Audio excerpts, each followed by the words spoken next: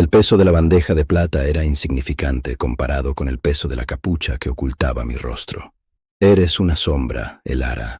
Actúa como tal, había siseado mi madre antes de empujarme hacia el gran salón. Me movía entre lores y alfas, una sirvienta en mi propia casa. Mi único propósito era ser invisible mientras servía el vino. Cada murmullo era una amenaza, cada mirada, un peligro. De repente, un pie elegantemente calzado se interpuso en mi camino. El impacto fue inevitable. La bandeja se estrelló contra el suelo de mármol con un estruendo que silenció el salón. El vino tinto, oscuro como la sangre, salpicó el vestido blanco de Lady Catalina, manchando la seda inmaculada. Un grito ahogado colectivo recorrió la habitación. ¡Incompetente!, chilló Catalina, y en un gesto de falsa indignación me agarró del brazo. Su tirón fue deliberadamente brusco, arrancando la capucha de mi cabeza. El movimiento violento rasgó el cuello alto de mi vestido de sirvienta. Un sonido de tela barata rompiéndose que pareció resonar más que el metal contra la piedra. Bajo la luz de los candelabros, la verdad quedó expuesta. Las cicatrices plateadas que surcaban mi hombro y parte de mi cuello brillaron como un mapa de mi desgracia. El silencio que siguió fue diferente, más denso, cargado de asco y lástima. Marcada, susurró alguien. La vergüenza de los Castillo, dijo otro. Cada palabra era una aguja clavándose en mi piel. Fue la voz de mi padre la que rompió el hechizo, un trueno de furia y humillación. Pide disculpas a la dama, criatura torpe. Lord Armando no me miró a mí, sino a los invitados, su rostro una máscara de mortificación. A sus ojos, yo no era su hija, sino una mancha en el honor de su casa. El mundo se encogió hasta convertirse en ese único punto de vergüenza. Quería que el suelo se abriera y me tragara entera, que la oscuridad me reclamara para siempre. Mi cuerpo estaba congelado, mi cabeza gacha, sintiendo el calor de cientos de ojos sobre mi piel expuesta, juzgando las marcas que me definían como mercancía dañada. Lady Catalina se inclinó, su rostro una perfecta máscara de falsa compasión, pero sus ojos brillaban con un triunfo cruel que solo yo podía ver. «Pobre cosa», susurró, su voz lo suficientemente alta para que los más cercanos oyeran. «No es tu culpa. Algunas simplemente nacen rotas». Las enormes puertas del salón se abrieron de golpe, chocando contra los muros de piedra con un estruendo que hizo vibrar el suelo. No fue un guardia, fue una presencia. El rey Dante estaba allí, una silueta imponente recortada contra la luz del pasillo. El murmullo de la multitud murió instantáneamente, reemplazado por un silencio tenso, cargado de un miedo primordial que nada tenía que ver con mi humillación. El aire se volvió denso, pesado, como si la gravedad misma se inclinara ante él. Descendió los escalones del estrado con una gracia letal, cada paso medido y silencioso. Ignoró a los lores que se inclinaban a su paso, ignoró a Lady Catalina, cuyo rostro pasó del triunfo a la confusión, e ignoró a mi padre, que se había quedado congelado. Sus ojos dorados, intensos como el sol fundido, estaban fijos únicamente en mí. El mundo entero pareció desvanecerse hasta que solo existimos él, el depredador, y yo, su presa inmóvil. Se detuvo frente a mí, su sombra cubriéndome por completo. Esperé un golpe, una palabra de desprecio, pero su movimiento fue de una delicadeza que me robó el aliento. Con una mano grande y callosa, subió con cuidado la tela rasgada de mi vestido, ocultando de nuevo las cicatrices de mi hombro. Su toque no quemó, sino que fue como un bálsamo, un escudo inesperado. Luego, con la punta de un dedo, levantó mi barbilla, obligándome a encontrar su mirada. Su voz retumbó en el silencio. No era un grito, sino un trueno bajo y controlado que todos escucharon. Ella no se disculpará por nada.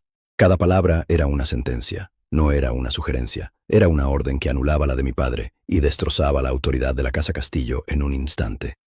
El poder en la sala había cambiado de dueño. Luego, su mirada dorada se deslizó hacia Lord Armando, y por primera vez vi a mi padre retroceder, encogerse bajo el peso de esa atención. «A partir de este momento, está bajo mi protección», declaró el rey, su voz cortante como el hielo. «Viene conmigo». No había espacio para la negociación.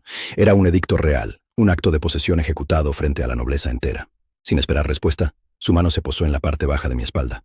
Un gesto firme y posesivo que me guió hacia adelante. Me condujo lejos del centro de mi humillación, pasando entre los nobles congelados como estatuas. Su cuerpo era una fortaleza a mi lado, protegiéndome de sus miradas. Salimos del gran salón, dejando atrás un eco de conmoción y el comienzo de la ruina de mi familia.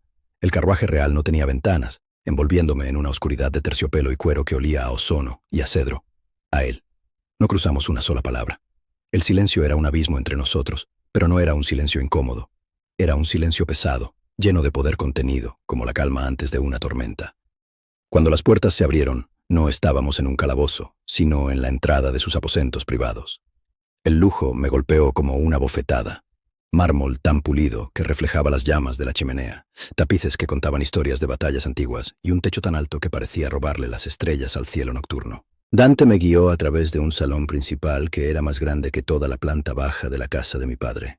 Se detuvo frente a un par de puertas de roble macizo talladas con la imagen de una loba. «Estos son los aposentos de la reina», dijo. Su voz era un murmullo grave. «Nadie entrará aquí sin tu permiso, ni siquiera yo». Me entregó una llave de hierro ornamentada. El peso de esa llave en mi mano era el peso de una elección que nunca antes había tenido. Era una jaula, sí, pero era una jaula cuyas rejas solo yo podía cerrar. Entré sola. El aire olía a lavanda seca y a libros viejos. Una cama con dosel tan grande que podría albergar a una familia entera dominaba la habitación. Sobre ella, un vestido de noche de seda azul oscuro, simple y sin cuello alto. A su lado, en una mesita de noche, había un pequeño frasco de cerámica. Una nota con una caligrafía fuerte y elegante decía simplemente: «Para los rasguños de la caída».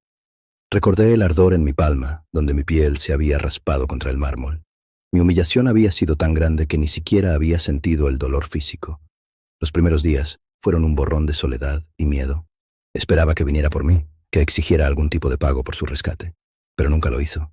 La comida aparecía silenciosamente fuera de mi puerta, manjares que solo había visto en los banquetes que servía. Tomé mi primer baño caliente en años, en una tina de cobre tan profunda que podía sumergirme por completo. El agua perfumada con aceites que calmaban mi piel irritada. Lloré en silencio, abrumada no por la crueldad, sino por una amabilidad tan extraña que se sentía como una amenaza. Sus dos lobos, sus betas, se convirtieron en mis sombras.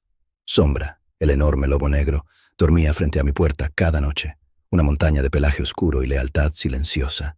Brisa, la loba gris más pequeña, me seguía cuando me aventuraba a la biblioteca contigua, manteniendo una distancia respetuosa, pero con sus curiosos ojos siempre sobre mí. No me temían, no sentían el asco que mi propia familia sentía. En su presencia, el nudo constante en mi estómago comenzó a aflojarse. Una noche, incapaz de dormir, me adentré en la biblioteca. Era un santuario de conocimiento, con miles de rollos y libros encuadernados en cuero. Estaba trazando con el dedo un mapa antiguo de los reinos cuando su presencia llenó el umbral. No hizo ruido, pero el aire se espesó a su alrededor. Se quedó allí, observándome, sus ojos dorados brillando en la penumbra. «Ese mapa está desactualizado», dijo finalmente, su voz un retumbar bajo. Se acercó, deteniéndose a mi lado. Su calor era una hoguera, y tuve que luchar contra el impulso de dar un paso atrás. «¿Qué opinas del conflicto fronterizo con las tierras del norte?». La pregunta me sorprendió. Nadie me había pedido mi opinión sobre nada más importante que el tipo de vino para la cena. Recordé haber leído los tratados. «Los lores del norte no quieren más tierra», respondí, mi voz apenas un susurro. «Quieren respeto.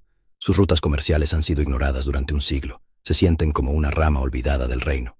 Dante se quedó en silencio por un largo momento, su mirada fija no en el mapa, sino en mi rostro. Vi una sorpresa genuina en sus ojos dorados, una reevaluación. «Mis generales han abogado por la fuerza durante 50 años», dijo en voz baja. «Y tú has visto la raíz del problema en una sola noche de lectura». Se acercó un paso más. El olor a cedro y poder me envolvió. Estaba tan cerca que podía ver la fina línea plateada de la cicatriz que le cruzaba la ceja. No me tocó. No necesitaba hacerlo. Su proximidad era un toque en sí misma, una presión invisible que hacía que mi corazón latiera con un ritmo salvaje y aterrador. «Tu familia te escondió», susurró, y había una corriente de furia helada bajo sus palabras. «No por tus cicatrices, sino por tu mente. Tenían miedo de que el mundo viera el verdadero tesoro que mantenían encerrado». Luego, tocó su propia cicatriz, el gesto fugaz y casi inconsciente. «Las cicatrices son solo historias escritas en la piel, Elara. No todas son sobre debilidad». Su mirada se encontró con la mía, y por primera vez no vi a un rey, ni a un Lycan temible.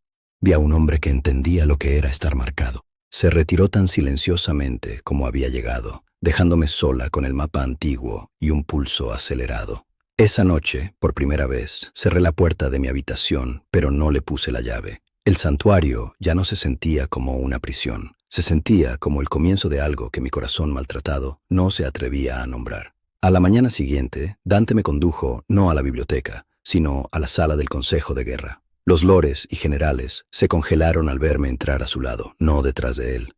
El aire se cargó de resentimiento. Me sentó en una silla a la diestra de su trono, un lugar reservado para su consejero más cercano. El silencio fue una declaración de guerra. La discusión era sobre un joven lobo herido encontrado cerca de la frontera de la casa de la Cuesta, la familia de Catalina. Lord de la Cuesta exigía represalias, acusando a la manada vecina de una incursión deliberada. Las voces se alzaron, los egos chocaron, y la sala se llenó del olor metálico de la agresión contenida. El lobo no era un invasor, dije, mi voz apenas un susurro que, sin embargo, silenció la sala. Todos los ojos se giraron hacia mí, la mayoría con desprecio. Estaba huyendo. Su dolor olía a pánico, no a malicia. Lord de la Cuesta bufó. ¿Y qué sabría una mujer marcada sobre la guerra? Antes de que Dante pudiera desatar su furia, lo miré directamente a los ojos. Sé que su propio hijo estaba practicando con el arco en ese bosque. El lobezno no olía a lobo enemigo.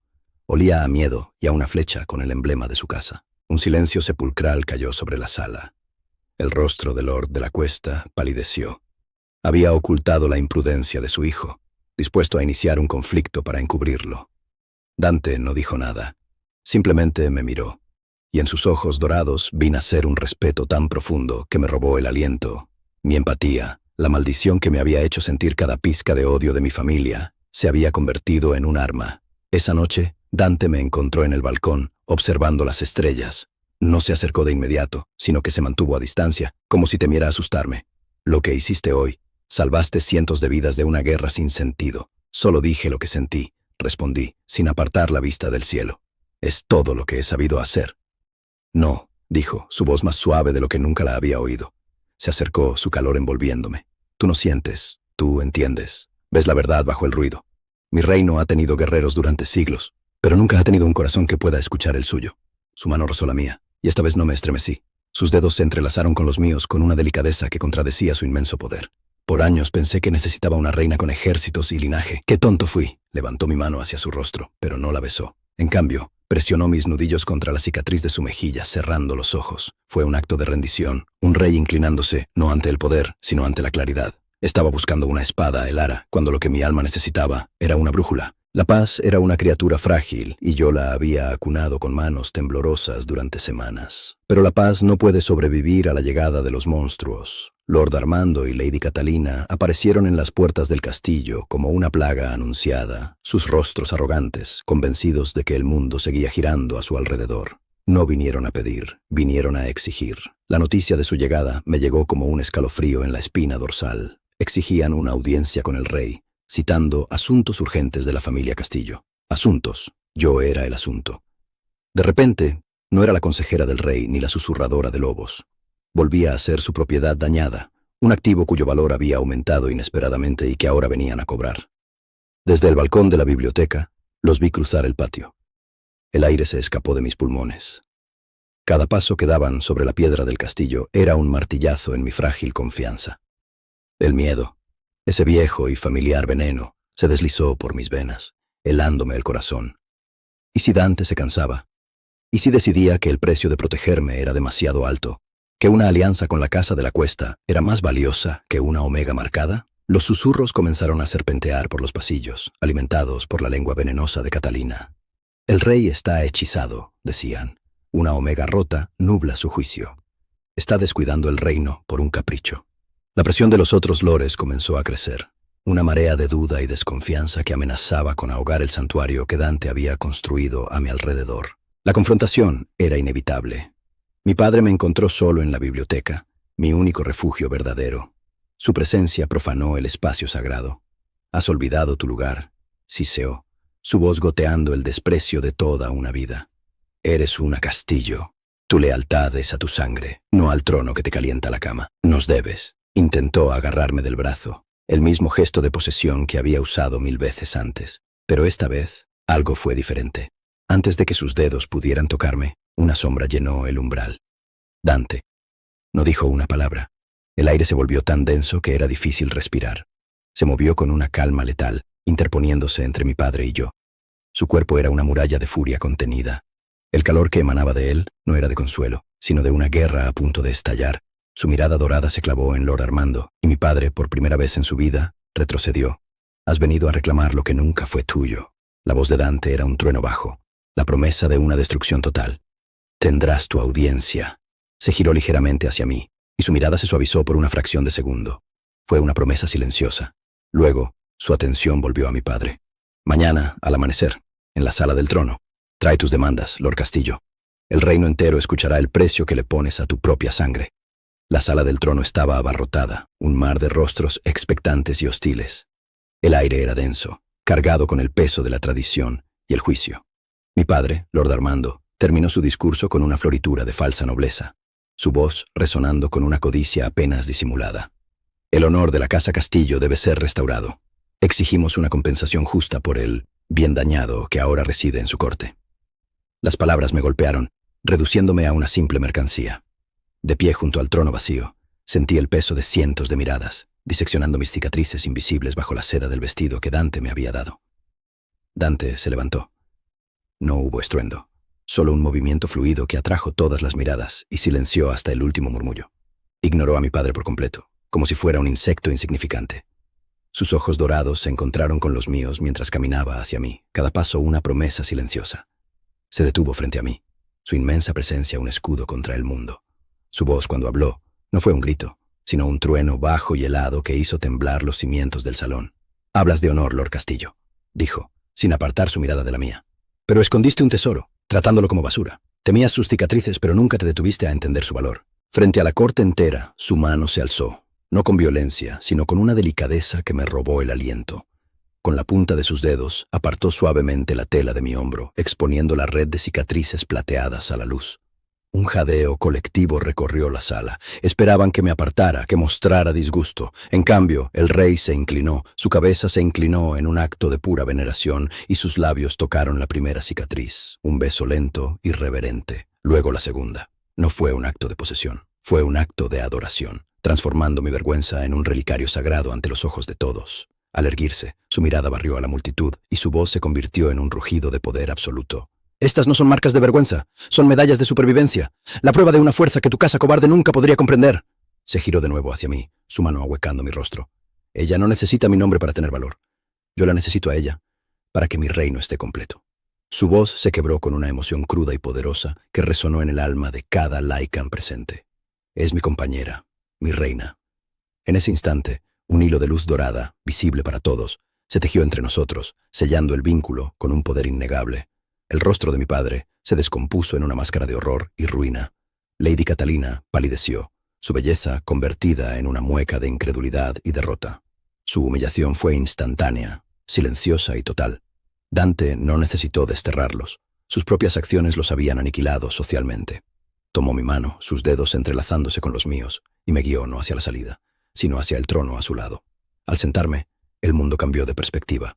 Mi lugar ya no estaba en las sombras. Estaba en el centro del poder, al lado del hombre que no había ocultado mis cicatrices, sino que las había besado hasta convertirlas en una corona. Nuestra boda no fue en un salón dorado, sino bajo la luna llena, en el corazón del bosque ancestral. No llevé un velo para ocultar mi rostro, sino una corona de acónito plateado. Cuando Dante deslizó el anillo de obsidiana en mi dedo, no juró protegerme del mundo. Juró que el mundo se arrodillaría ante la fuerza que yo ya poseía. Las manadas aullaron en señal de aprobación, no para un rey y su consorte, sino para una manada que finalmente había encontrado a su alfa y a su corazón en perfecto equilibrio. Gobernamos como dos mitades de una misma alma. Su poder era la tormenta, y mi empatía era la calma que la seguía. Me convertí en la susurradora de lobos, una reina que resolvía disputas fronterizas no con ejércitos, sino escuchando el miedo y el hambre en el aullido de los lobos de cada bando. Las guerras de siglos terminaron en meses. Los tratados de paz se firmaron no con sangre, sino con el entendimiento mutuo que mi don traía a la mesa del consejo. Dante nunca había sido más temido, pero el reino nunca había sido más amado. Nuestro santuario privado era la biblioteca. Noches enteras leía antiguos textos en voz alta, mientras él trazaba con un dedo las cicatrices de mi espalda, no con lástima, sino como si leyera el mapa de mi alma. Cada una de estas líneas, susurró una noche contra mi piel, es una batalla que ganaste sola. Ahora, nunca volverás a luchar sin mí. Su amor no borró mi pasado, sino que le dio un propósito, transformando el dolor en la base de nuestro trono. Tuvimos 2 hijos, un niño con los ojos dorados de su padre y mi calma silenciosa, y una niña con mis ojos grises y la furia protectora de un rey. Les enseñé a escuchar el viento y a entender el lenguaje de las bestias. Dante les enseñó a ponerse de pie y a nunca, jamás, permitir que nadie les dijera cuánto valían. El ciclo de abuso de la Casa Castillo murió conmigo. El legado de la casa del lobo dorado apenas comenzaba. A veces, frente al espejo, mis ojos todavía se detenían en la red plateada de mi hombro. Ya no sentía el aguijón de la vergüenza, sino un eco sordo de la niña que fui. Entonces, las manos de Dante se posaban sobre las mías, su reflejo junto al mío. Veo a la mujer que domó un reino con una palabra amable, decía, besando cada marca a través del espejo. Veo a mi reina. La casa Castillo no fue simplemente despojada de sus títulos, fue borrada de los anales de la historia. Lord Armando y mi madre fueron exiliados a una pequeña aldea en las tierras más pobres del reino, obligados a vivir como plebeyos. Él, que había vivido para el estatus, ahora era ignorado por los granjeros y los comerciantes. Su nombre, antes pronunciado con respeto, se convirtió en una advertencia susurrada a los padres sobre el precio de la crueldad. Lady Catalina recibió el destino que más temía. Fue casada con un lord menor de las tierras heladas del norte, un hombre tosco interesado solo en su dote menguante. Su belleza, su única moneda de cambio, se marchitó bajo el viento implacable y el sol pálido. Pasó sus días en un castillo de piedra fría, rodeada de pieles y silencio, su arrogancia inútil contra la indiferencia de la nieve eterna. La mujer que había intentado humillarme en un salón lleno de gente, terminó completamente sola en el lugar más desolado del mundo. Al final, mis enemigos se ahogaron en el mismo veneno que intentaron hacerme beber. Su obsesión por la perfección los llevó a la ruina, mientras que mis imperfecciones me llevaron a la corona. Mi padre me había llamado mercancía dañada, pero se equivocó. Yo nunca fui suya para vender. Las cicatrices que su familia llamó vergüenza se convirtieron en el mapa que el rey usó para encontrar el tesoro más raro de su reino.